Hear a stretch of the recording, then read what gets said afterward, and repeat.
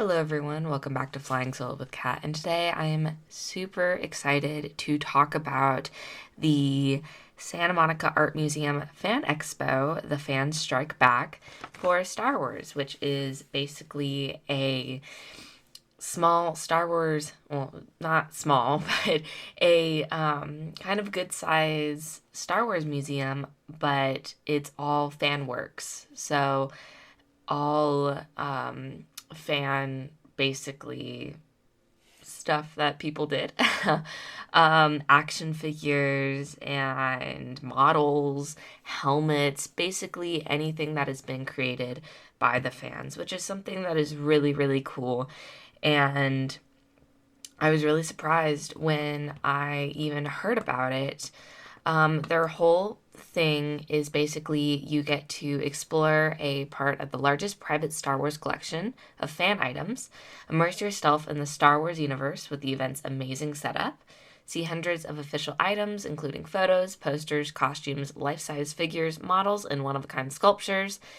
And then these two were a bit separate, but you can enhance your visit with a unique VR Galaxy experience, which I did not do because that was extra, and use a green screen to take pictures with selected backgrounds, which I did do.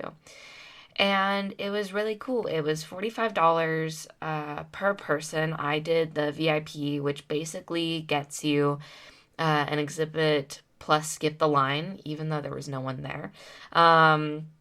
At the time we went. It was a bit crowded as we left. A pick with the green screen, which is basically you could choose your background. You get that for free, and a special gift, which was the Fan Strike Back keychain, which was very, very cute and very nice of them to include. It was very, very cool. So throughout this podcast, it's going to be a bit different. On the screen, I'm going to basically put up some photos that I took of all of the stuff in the exhibit. If you want to pause and kind of look at them more deeply, the photos are not great. My phone camera is not the best one, but they get the job done. And if you are interested in seeing a bit more of what they have to offer, they do have their official website, and you can look on their Instagram. This is not sponsored. They did not pay for me to go. This was just kind of an experience that I thought I would do. It's definitely a one and done for me. What I saw previous years, it seemed like they had a lot more than they had this year, but I'll talk about that kind of at the end. So the first room that we came across of was with C3PO and R2, and then this beautiful kind of poster that The Power of a Myth, and I'll go ahead and read it. The most powerful stories in the world come from ancient mythology. These archetype stories transcend cultures, span time and generations. Although mythologies morph and change, they always feature the hero's journey and the battle between good and evil.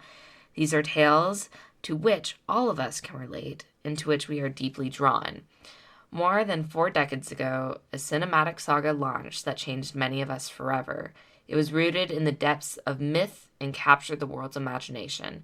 These exhibits explore the powerful myths that captivate us widely inventive galaxy of heroes and villains, and it sparks our own imaginations by causing us to wonder where we would find our place in this universe.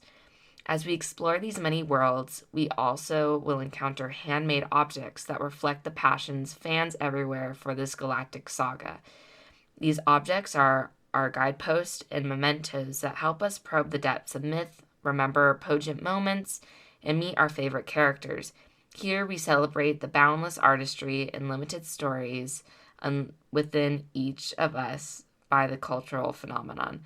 Let your hero's journey begin. Which I thought was amazing, and it really, this entire time really felt like it was such a amazing experience and really was kind of put on by the fans. The next room was very much kind of the villains. It had like a Mustafar background, which is really, really cool. And the models that they had there, of course, were in glass, but the detail that they were able to get on these were amazing. And I'm kind of going to say that throughout this video was they were just absolutely incredible. I wanted to take all of them home. Uh, I wanted to keep them. Each of them did have kind of a little write up on their character when they showed up, when, what movies they were in, which I thought was pretty cool.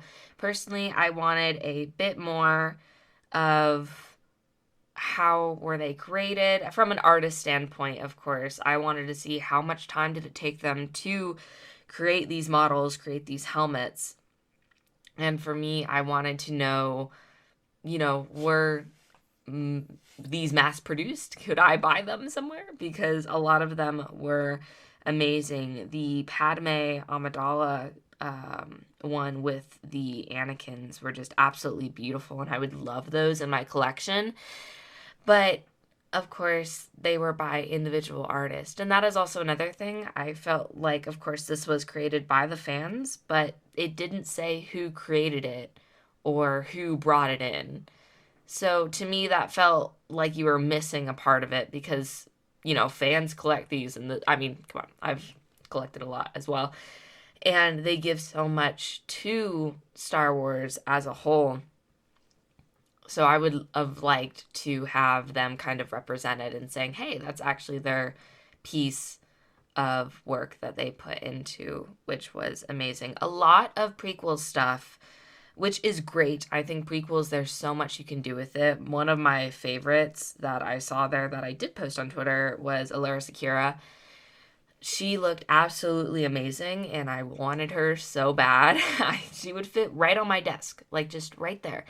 And they were great size too, and that's what was really cool as well. Looking at the different figures, is there were a lot of size differentiations between a lot of them. There were some that were large and life size, and there were some that were pretty small, like Black Series, which was really cool. And the amount of detail that they were able to get on them were pretty amazing. Each section kind of told a story. So, of course, I said at the beginning, you kind of walked into Mustafar, which was pretty cool. And you had backgrounds. They also had music going on, which is cool.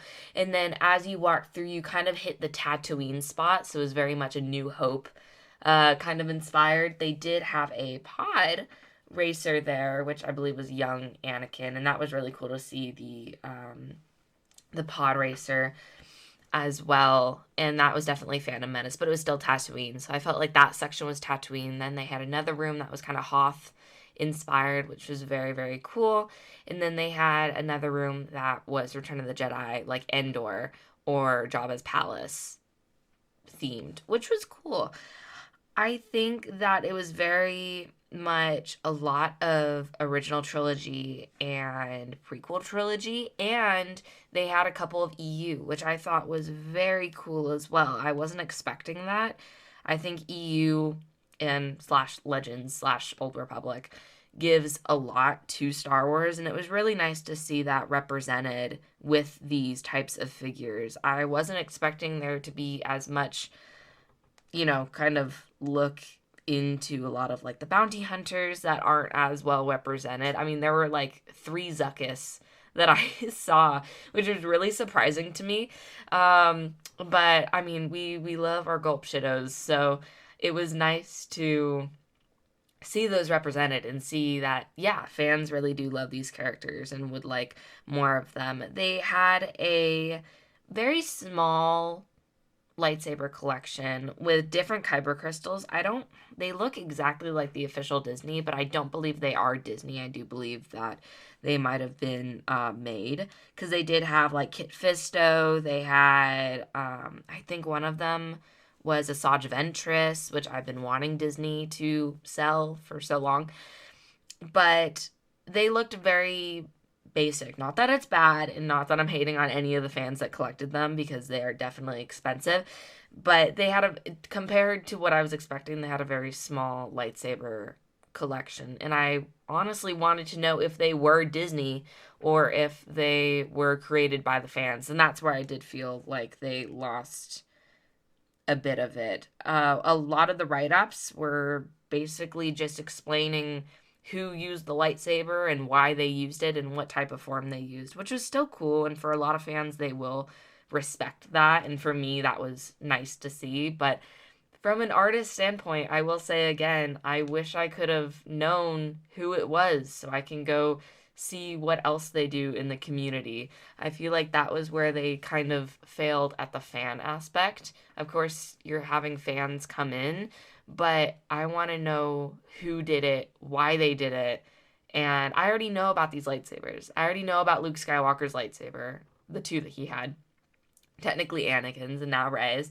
I want to know about the fan and why they made that and why it was so important to them. I don't need to go to a fan expo to hear why Death Troopers were, why they were. I can go on Wikipedia and search it up. No hate to the museum. I feel like that was a cool aspect of it if you were going into the museum wanting to learn about Star Wars, but for a lot of us, I want to know about the fan that created it, why they created it, why that character was important to them, and why they spent countless hours, perfecting that craft. So that is kind of, that wasn't my pet peeve, but was a bit disappointing to see that they didn't have much of the fans represented in a sense. It was more of what the fan owned, but even then they didn't really get credited. So I'm not too sure where the fan went in it for that, but other than that, no shade. A lot of the sections were well put together in for certain ones. For OT and prequels, they were perfectly meshed well together. They actually kind of went Phantom Menace, Attack of the Clones, Revenge of the Sith, and they consecutively kind of move forward. So as you were walking by, you kind of saw throughout the movies, which I think is really cool. Until you got to the sequels, to where they were kind of just shoved in wherever they could fit. The First Order stormtroopers were pushed in with Hoth, which was fine because I guess you could argue Starkiller Base. They did have a snowtrooper for the First Order, which of course we saw in Force Awakens, and I believe we saw in The Last Jedi at Crate, which makes no sense because Crate wasn't a snow planet. But they just seemed a bit out of place. I wish there was a section just for sequel trilogy objects, but unfortunately I did not see a lot of those, which I understand, but at the same time it was a bit disappointing as a sequel fan. I, would have loved to see a lot of, Rey, Phasma. I was hoping to see my First Order trio. It did not happen, but there was a couple of Kylos. There was a Kylo life-size one, which was pretty cool. I feel like that was good. And of course, you had Rey, Finn, Kylo, BB-8, and the little mouse droid, which I think was really cute. But at the end of the day, there wasn't much sequel trilogy stuff, which was a bit disappointing, but I understand from that aspect. So they had many sections, really cool. I think the coolest ones for me, though, were the life-size armor pieces. Now, what I wanted to know and what wasn't kind of talked upon or even in the description was if these are actual cosplay pieces that people use to cosplay, or if this is just kind of they sewed it onto a mannequin and it just stands like that. Because as a cosplayer as well, for me, I always want to know, okay, am I able to cosplay in that or not? And to see these armor pieces were absolutely amazing. One of my favorites was the Mud Trooper, because I'm still addicted with Solo and I have not stopped yet. But the Mud Trooper was really, really cool, and I was like, oh my, that inspired me to be like, oh shoot, I should totally do that for a cosplay if I ever go to a celebration again. Um, and I was a bit disappointed just to see, like, just to not know, like, is that a cosplay item or is that legitimately like just a stand position? But other than that, they were super, super cool. They had Death Troopers, they had Sand Troopers, they had TIE pilots. Really, really cool stuff. Definitely a lot of Empire more than, Rebellion, which is completely okay. Um, One of my favorite pieces as well was a lot of the Leia pieces. They had Hut Slayer Leia, and they had a New Hope Leia, and I don't know if they had a Hoth Leia. I don't believe they had a Hoth Leia, but I found hers were some of the best ones that they had there. The detail on it was absolutely amazing, and yeah, I always love some Leia figures, specifically because they can get Carrie Fisher's face like down to a T. But more prequel stuff, they really had a lot of clones, which I really liked actually. I thought I was going to get sick of the clones and looking at all of the clone pieces, but people are so creative with trying to pose them in different ways and really give them their own personality like they are in the Clone Wars, because no clone is like each other. They're all a bit different. And for me, that really stood out in the art pieces, how they were posed, what they were doing. And to me, that made me really happy. And that's where I think the fan aspect came out about it, of how they were posed and how they were positioned and how they were painted as well. I think that was one of my favorite things, to see the just amount of detail that goes into it. I've only painted a couple figures from Star Wars Legions. I have not played yet. That's a thing I'm working towards. But it is really hard to get good detail on these figures. And the fact that, I mean, there were scratches, oh my God, the facial, you know, replication was beautifully done. And that was all for the fans. They had a couple TVs in there. They had one TV that was this Russian guy. Did not ever get his name because I think it was only posted once and we just continued through. And he actually created a lot of the life-size Han and Leia kind of. I don't believe they were. No, they were sculptures from Hoth. The weird thing though was I didn't see those on there, and they weren't there. So to me it was a bit odd that, especially stuff when I searched on social media beforehand, that I went and I was seeing someone just last year going through it, there seemed to be a lot more stuff than there was this year. And I don't know if that's because of scheduling issues, or some people just didn't bring in their stuff like they were supposed to, or whatever happened. I don't know if you have to rent out a space for this museum or not. But when I looked online and on the TV, it looked like a lot more stuff that was there. I also don't know if it's the time that we went, if this was a bit too early and they had just set it up, or if it was this museum was open a bit later and some of the stuff was taken away and they're gonna, start closing it down. I'm really not sure, but I was a bit disappointed that it was actually a bit small. Now, of course, I'm being really nitpicky. It was a good experience, but I do feel like it could have been drawn out a bit more. And I do wish that there was a bit more stuff to kind of compile in these rooms. Absolutely amazing stuff. But yeah, it was just a bit disappointing. One of the TVs actually had art on it, which was amazing. I have seen many of these artists and I've liked and retweeted them, and they are pretty old from the community. The one that I have photoed there of Kylo Ren is probably from 2018, 2019 maybe. That's even pushing it, but it was not from this year. I don't believe. Correct me if I'm wrong, but I no, because I've seen that photo. That's one of the most famous ones with the Sharpie and of Adam Driver, which is amazing. And you should totally go follow that person on TikTok if they still have TikTok, because like I said, I think it is a bit of an older video, but it was really cool to see them show artists, and it was nice to have them actually tagged down there, that they didn't just take their artwork and that was it. So that was great for me to see as a fellow artist in the community. That was amazing, and I loved seeing that. Now, my only question was, did they ask permission from those people, or did they kind of just take a Star Wars art compilation off of YouTube and kind of just have it on loop? I'm not throwing shade to any of the museum, but I just kind of want to know the logistics of, did you ask, a lot of these people, is it truly, because I've never heard this talked about before, and I'd never heard of it before I saw it pop up on social media, like once, and that was on Facebook, even though no one uses Facebook anymore.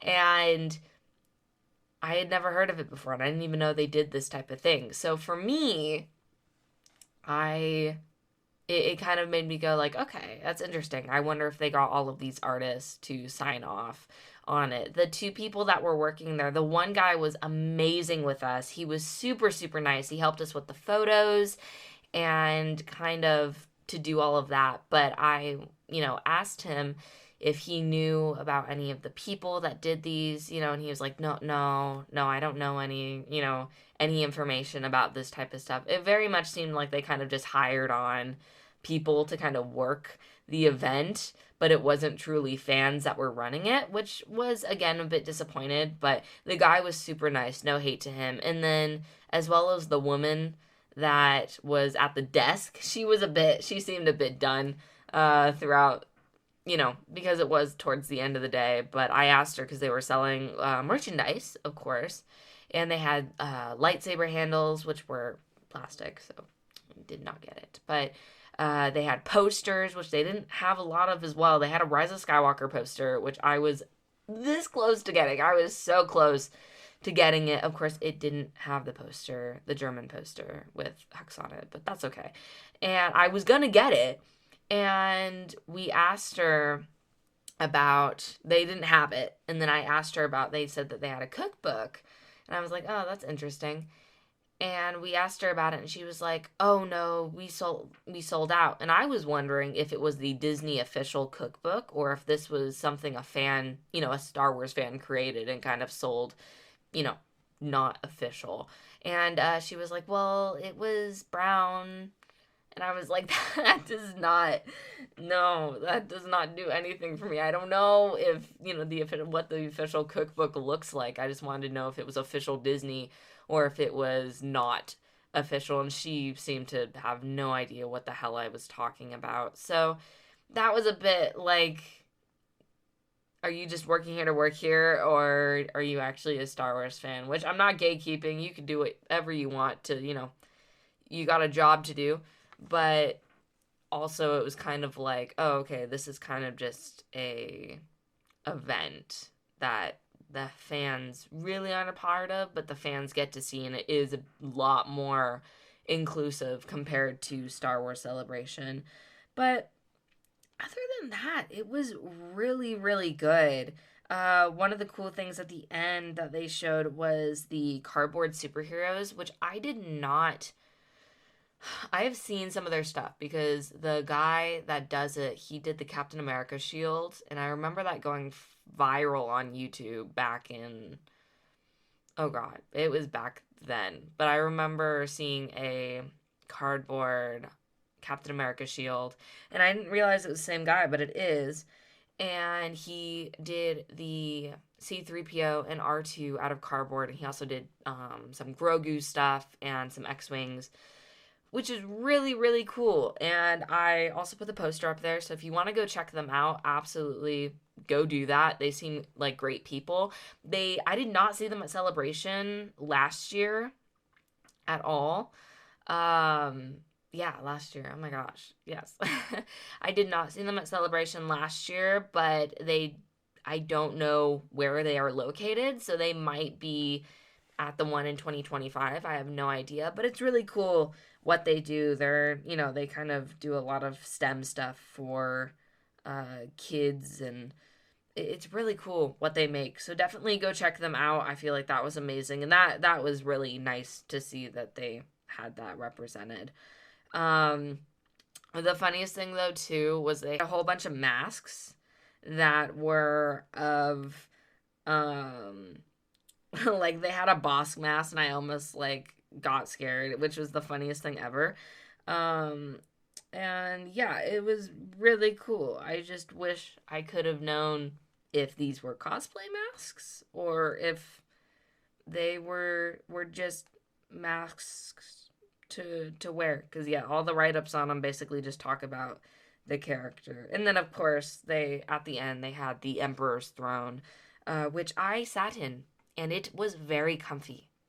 Like, when I say very comfy, I mean it was luxurious. I kind of need that to sit in. That's gonna be my new gaming chair. But long story short, was it worth it? Was it a great experience? Would I make a day trip out of it?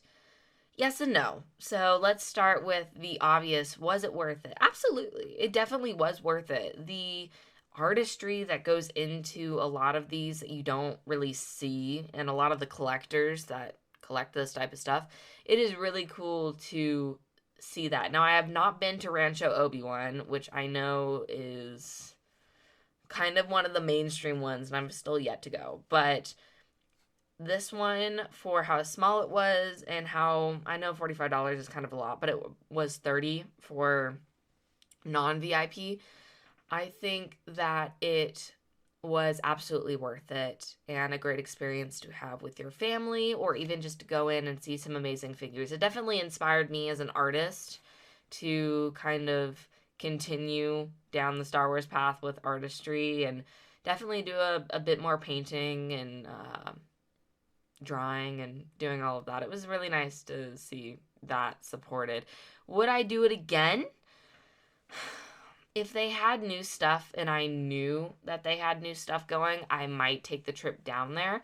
But in my personal opinion, I think it's very much a one and done. It's not like Star Wars Celebration to where every year they do it. It is a new type of thing. For me, definitely it was a one and done. It was kind of small, and I probably would not pay $45 again. No hate to it at all. The area was okay. It is Santa Monica, and of course the courtyard was pretty nice. It wasn't too bad. So once you kind of got in, you were good. We did have to park in a parking garage and then walk kind of down an alley. So I'd say, just go with a group of people and be safe. But it wasn't in a bad area, not as bad as we went kind of later in the day. But overall, it was great. Would I do it again? Probably not. Would I recommend it to people? Absolutely. If you have not done it, I would totally do it. I had some moots reach out to me and say they actually went as well, which was really, really cool.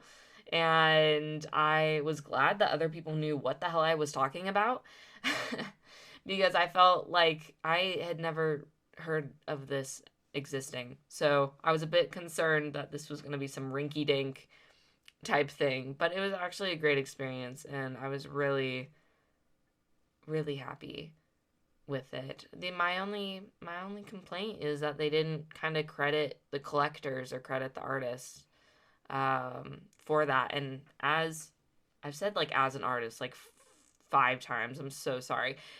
As someone who appreciates art, there we go.